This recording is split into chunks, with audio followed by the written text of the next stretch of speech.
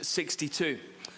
We're back on page 62, and we are coming back to the book of Exodus, as Annex explained. We've been looking at Exodus over the last few years, and we're coming back to it. And this morning we are looking at chapter 21 and verses 1 to 11. Chapter 21 and verses 1 to 11.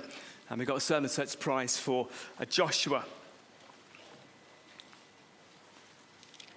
Now, in the ancient world, when a king conquered a nation and subjected them to him, the king would make a binding agreement with that nation. He would make a covenant with that nation. And in the covenant, the nature of his relationship with this conquered people would be written down so that they would understand who he was and they would understand who they were. He was their king and they were his conquered people. And then the covenant would go on to explain the laws that their new king wanted them to live by and keep. And as we return to our series in the book of Exodus and to chapters 21 to 24, we need to have that concept rooted in our minds. The concept of a king making a binding agreement, a covenant with a nation, and giving them his law for them to live by. Now, God has saved the nation of Israel from Egypt. He's defeated Pharaoh and he's forced Pharaoh to let them go. Having brought Israel out of Egypt, he's then safely led them through the wilderness to Mount Sinai, chapter 19, where they are told that their king is going to appear and give them his covenant. The people, they're given time to prepare themselves. And then on the third day, God, their king, arrives, and it's all very dramatic.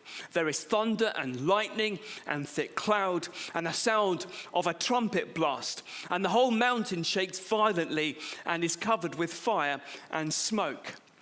The people also shake as God, their king, comes down and descends on the mountain and reveals himself in his holiness and his awesome majesty.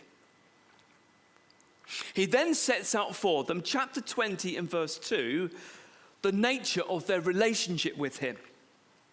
He is the Lord their God who has saved them from Egypt and slavery. So that's their relationship with him.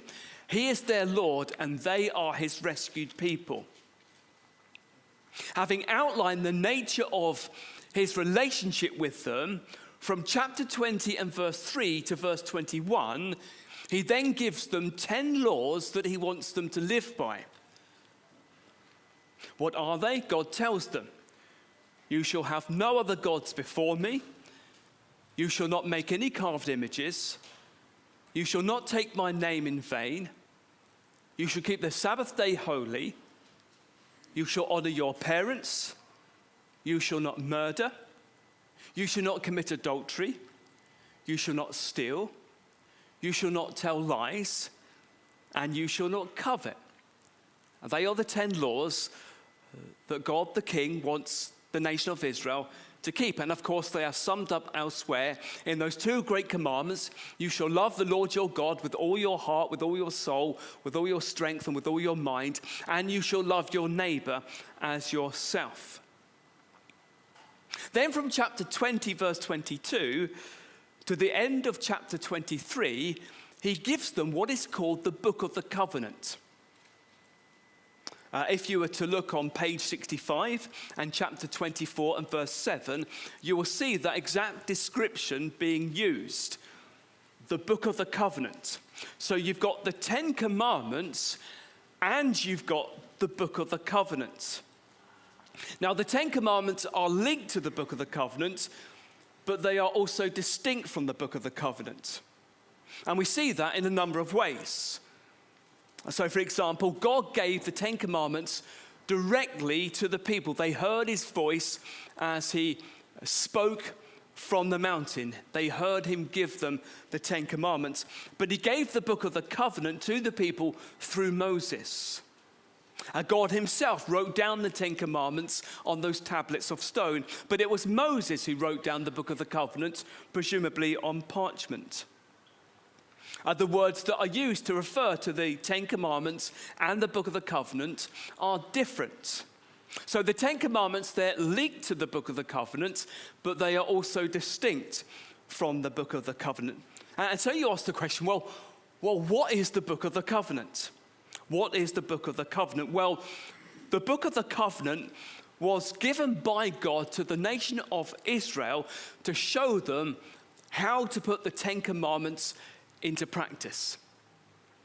The Book of the Covenant, it contains different commands or case laws or everyday scenarios to show the nation of Israel how they should put the Ten Commandments into practice.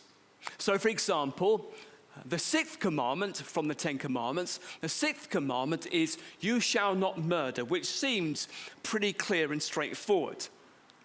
However, what do you do if one of your animals, say an ox, gores someone and kills them? What happens then? Is it seen as being a tragic accident? Or does the sixth commandment, you shall not murder, come into play, and you, the owner of the ox, you are liable for that person's death? Now, that's not so straightforward. Well, the Book of the Covenant gives you the answer to that dilemma. The Book of the Covenant was given by God to help ethnic Israel put the Ten Commandments into practice. Let me show you a very simple outline. In chapter 20, verses 22 to 26, you have instructions regarding worship, and we touched on those the last time we were in Exodus. In chapter 21, verse 1 through to chapter 23 and verse 19, you have a variety of everyday scenarios and case laws and commands. Then in chapter 23 and verse 20 to the end of the chapter, God makes some promises to Israel. And then in chapter 24, you have a covenant ceremony where Israel promises to keep the covenant. Now, you might be saying, well, what on earth has all this got to do with us? This is the old covenant given to the physical nation of Israel at a specific point in history. We are not part of the physical nation of Israel.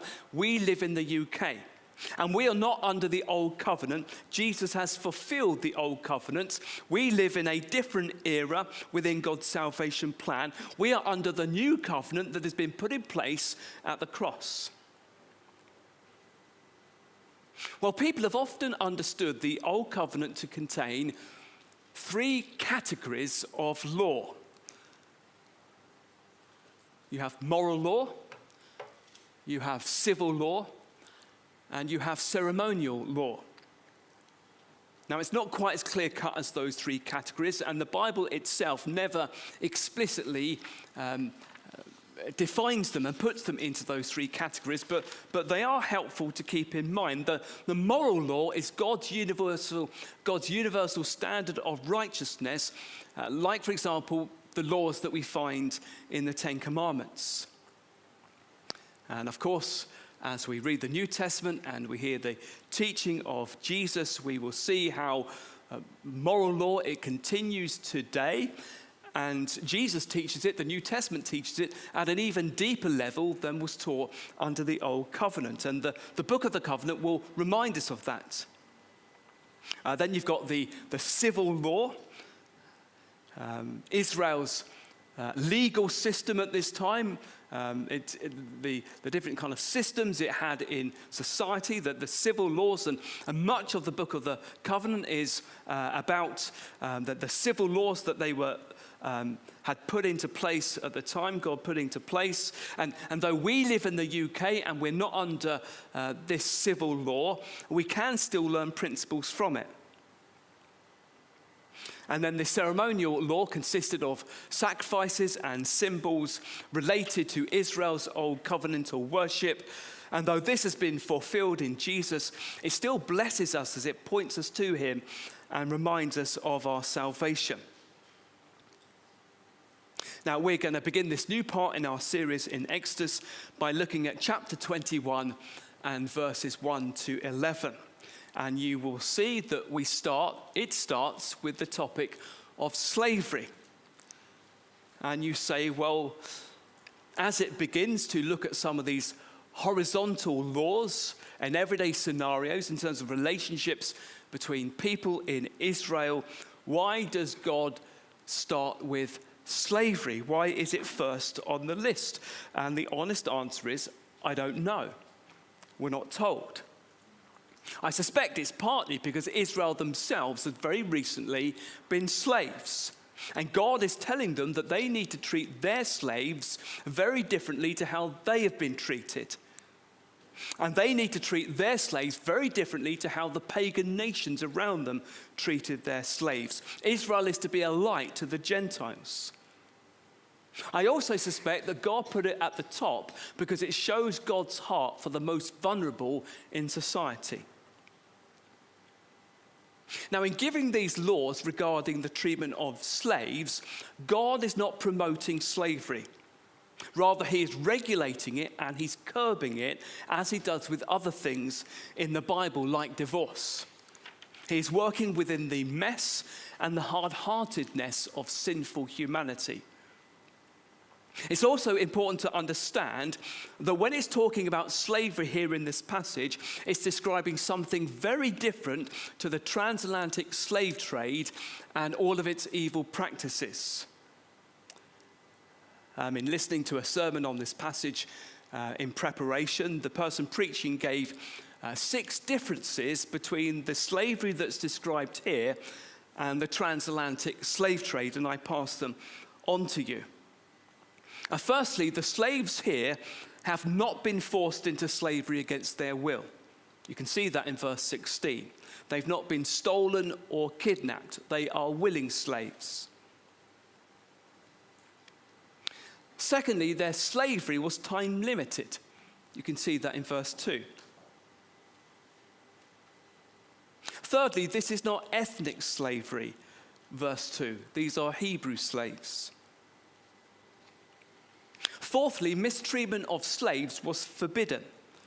You can see that in verses 26 and 27. In fact, their masters should be so fair and so kind that when the slave had come to the end of their period of service, they would seriously consider staying with the master and continuing to serve them. You can see that in verses 5 and 6.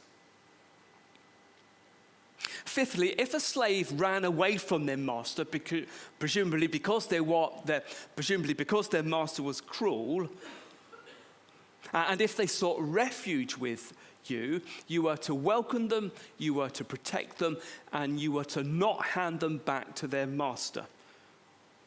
And you'll find that in Deuteronomy 23 and verse 15. And then sixthly, when the slave had finished their period of service, you were to not send them away empty-handed. You were to give them such a generous leaving present that they would have enough resources to start a new life. And you'll find that in Deuteronomy 15 and verse 13. So when it's talking about slavery here in this passage, it's describing something very different to the transatlantic slave trade. Now, the passage naturally falls into 2 halves, and we're going to start looking at verses 1 to 6 and male slaves. Verses 1 to 6 and male slaves. Why did Israel have slaves? Well, slavery in Israel was designed to help people who had got themselves into so much debt that they couldn't get themselves out of it. So if someone was in debt and they had exhausted all other options open to them, as a last resort, they could sell themselves into slavery and they could use the money that their new master had given to them to clear their debts. Now, in some ways, using the word slave is unhelpful for us because of the connotations that the word has for us. In Leviticus 25 and verse 40, it describes these slaves as hired servants. And it's that phrase that probably best captures for us what they are. They are hired servants. Yes, they've lost some of their rights for a period of time, but they're not quite slaves in the way that we think of slaves. Indeed, some people think that these instructions are connected to the fifth commandment and to family life, for these hired workers became part of the family. Reflecting the Sabbath principle of working for 6 days and then resting on the seventh day, after 6 years of service, verse 2, their obligations to their masters came to an end and they were free to go. They could just walk out the door. They didn't have to pay anything. They didn't have to be redeemed. They could just go. In fact, as already mentioned, in leaving, their master had to give them a generous present from his flocks and his harvests and his wine collection. And so I want you to picture this person in your mind. And he's come to his final year of service, and he's just worked his final day for his master, and now he is free to go. Once they had debts which they could not pay. They had this huge mountain of debt that they could do nothing about. Now all their debts have been cleared, and their arms are full of gifts and presents and blessings that their master has pressed into them. And you say, what a tiny but beautiful picture of the gospel. If you are a Christian, you once had debts which you could do nothing about. You had massive debts which you could not pay and you could not clear. And yet now spiritually, not only are you debt-free and your debts have gone, but you have been given every spiritual blessing that is found in the heavenly places. And of course, it's even more wonderful and glorious for you because it's not you that has worked to pay off your debts. It is the Lord Jesus Christ who has paid off your debts for you. So this slave is now in a situation where his debts are gone. He's learnt new skills from his master. He's been given lots of resources, meaning that he can now start a new life providing for himself. If he entered into slavery as a single man, verse 3, he leaves single. If he entered into slavery married, he leaves with his wife. If, however, he entered into slavery single and his master gave him a wife, verse 4, then when he leaves, his wife and children have to stay with his master. Now, at first sight, that sounds harsh. But of course, whenever we read something in the Bible that doesn't seem to show God in a good light, it's not because God is not good, it's because we don't understand what's going on. Remember, this man had previously got himself into so much debt that his only option was to sell himself into slavery. However, he should now be in a position where he can be a productive member of society, and over time he can redeem his family. He can set them free.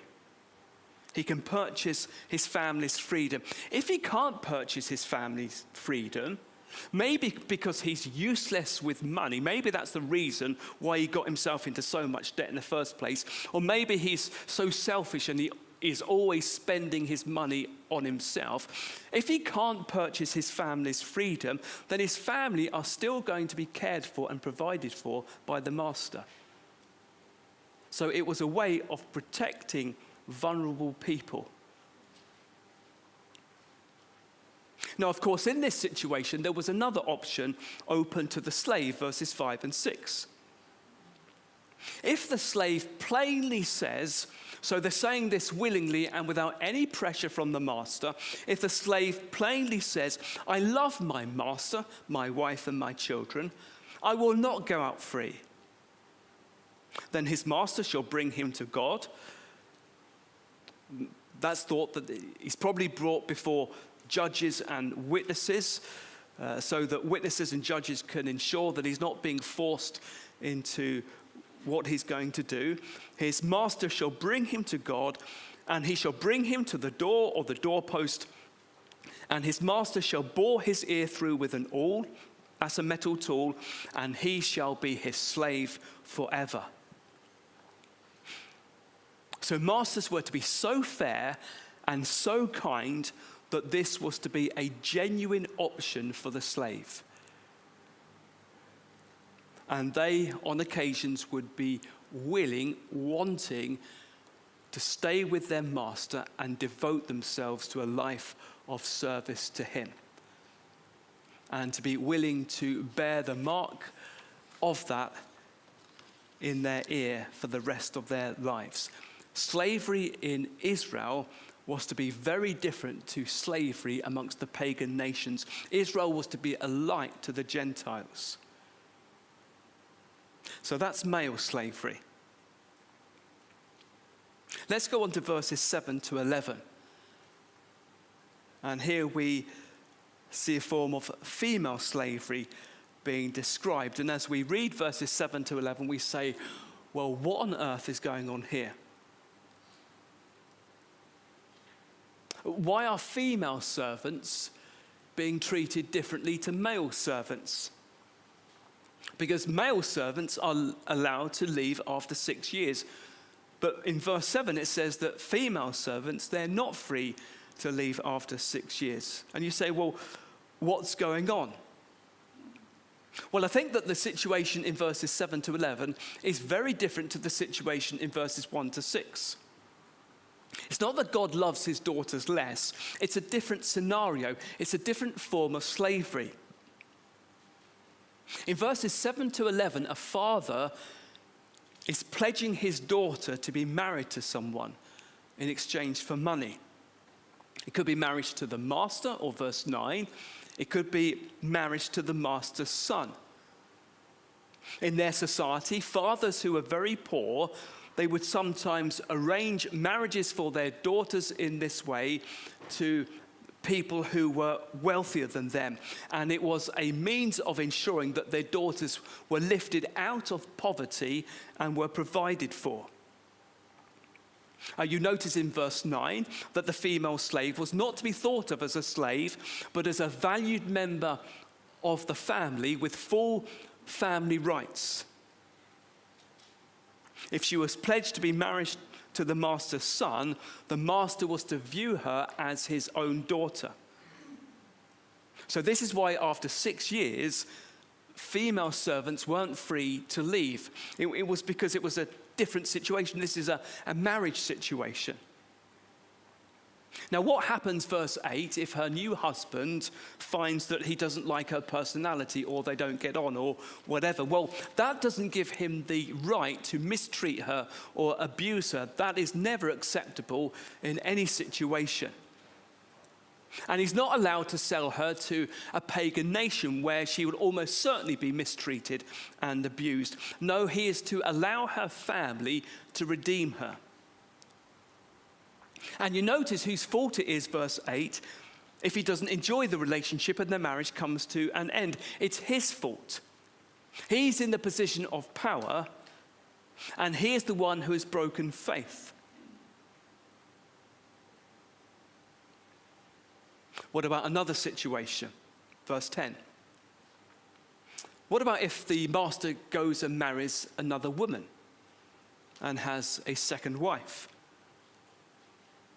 Well, if he does that, and if in that situation he neglects her, if he stops giving her food and clothing and the opportunity to have children, then she is free to go without the need to be redeemed. The marriage has been broken and severed by his neglect of her. Now you say, why on earth is God making provision in situations which are a far cry from what they should be? Well, it's not because God agrees with what's going on here. It's not because God likes polygamous marriages. No, it's because God is working within the mess and the hard-heartedness of sinful humanity, and he's regulating it and he's curbing it to ensure that vulnerable people are protected and provided for.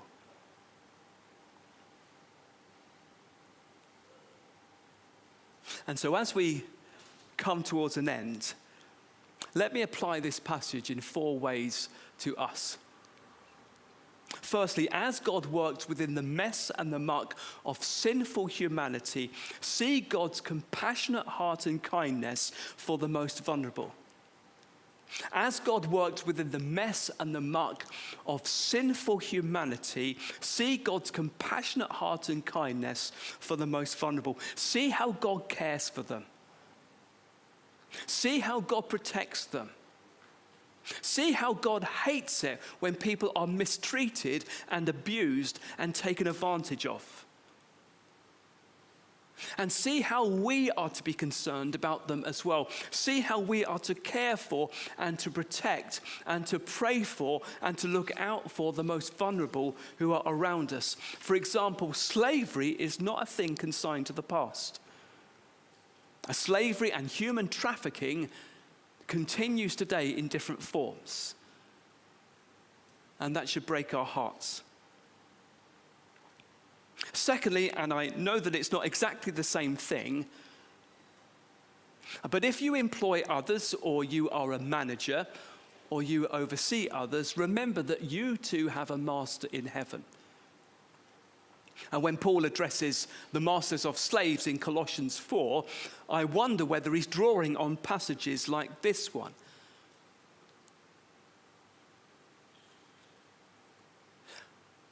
If you employ others, are you a good boss? Are you fair? Are you kind?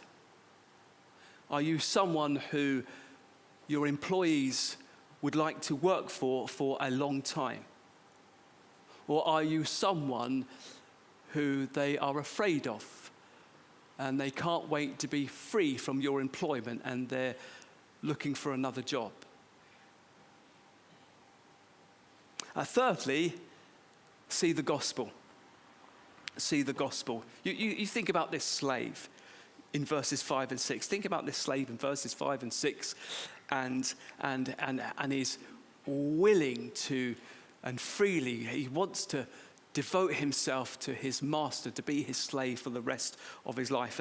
And what has to happen? Well, he has to be put up against the doorpost and a metal tool has to be put through his ear and inevitably blood would run down the doorpost. Now, what would that have so poignantly reminded the Israelites of?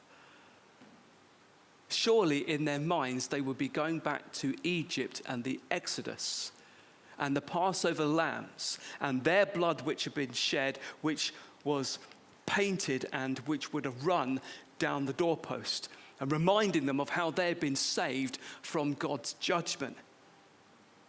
It reminds us, doesn't it, of the Passover lamb and how he was pierced for us. Jesus is the ultimate servant, isn't he? He is the suffering servant. He is the King of heaven who has humbled himself, and he has come down not to be served, but to serve and to give his life as a ransom for many. Christian, isn't it amazing that Jesus has served you? And isn't it amazing that Jesus has served you in this way? Jesus has served you by taking the burden of your sin upon himself and clearing your debts once and for all. And if you're not a Christian here today, did you know that Jesus can serve you in this way as well? And he's willing to serve you in this way. He's willing to take away your debts, and he's willing to take them away as far as the east is from the west, so that they no longer exist. He's willing to clear your spiritual debts for you and set you free. Go to him. Ask him to be your servant. Ask him to serve you in this way. Ask him to save you. And then live for him, with him as your king. And then fourthly, if you are a Christian, remember that you too are a servant. If you are a Christian, remember that you too are a servant. Who are you a servant of? You are a servant of the Lord Jesus Christ. You think of how Paul constantly referred to himself. He refers to himself as a bond slave. What was a bond slave? A bond slave was the slave that you find in verses 5 and 6. That's what Paul is referring to. Paul is saying, when he refers to him as a bond slave, he is saying, Jesus is my master, and I freely and I willingly choose to be a slave of Jesus for the rest of my life. You know, if you are a Christian, your life is not your own. You have been bought with a price. Your life belongs to Jesus, and he now is your master, and you are his slave. And can you say today that you willingly and you freely choose to devote your life to Jesus as his slave? Jesus is the best master in the world. Jesus is the best master in the world, and there should be nothing that is too hard for us to do for him. Let's just take a few moments to pause and reflect. And then we'll finish with a song that worships Jesus, the servant king.